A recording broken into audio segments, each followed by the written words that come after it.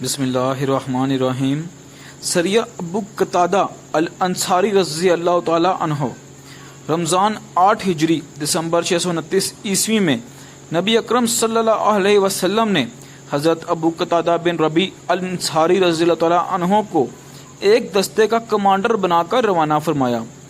اس وقت رسول اللہ صلی اللہ علیہ وسلم مکہ کی طرف روانہ ہونے کی تیاری فرما رہے تھے، اس لیے ارد گرد کے قبائل کو دباؤ میں رکھنا اور مدینہ کے راستوں کو محفوظ بنانا ضروری تھا۔ قبیلہ غطفان جو نجد کے علاقے میں آباد تھا مسلمانوں کے لیے خطرہ بنا ہوا تھا، کیونکہ یہ اکثر قریش اور دیگر دشمن قبائل کے ساتھ اتحاد کرتے تھے۔ اس وجہ سے ان کی نقل و حرکت پر قابو پانا ضروری سمجھا گیا۔ روانگی حضرت ابو قتادہ رضی اللہ تعالی عنہ 8 یا 15 سواروں کے ساتھ نکلے۔ یہ چھوٹا سا لشکر تیزی اور خفیہ انداز میں بھیجا گیا تاکہ دشمن کو خبر نہ ہو سکے۔ مقصد یہ تھا کہ غطفان کے قبیلے پر اچانک چھاپا مار کر ان کو خوفزدہ کیا جائے اور مدینہ یا مکہ کی طرف ان کے کسی حملے کا راستہ روکا جا سکے۔ واقعہ مسلمان دستہ اچانک قبیلہ غطفان کے قریب پہنچا۔ دشمن اچانک حملہ دیکھ کر خوفزدہ ہو گیا اور بغیر کسی بڑی مزاحمت کے منتشر ہو گیا۔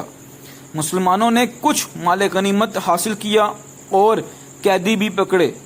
دشمن کو یہ پیغام مل گیا کہ مدینہ کی ریاست ہر وقت چوکس ہے اور اس کے اطراف کے قبائل کے لیے کسی بھی طرح کی بغاوت یا سازش ممکن نہیں۔ واپسی حضرت ابو قتادہ رضی اللہ تعالی عنہ کا یہ سریہ کامیابی سے واپس آیا۔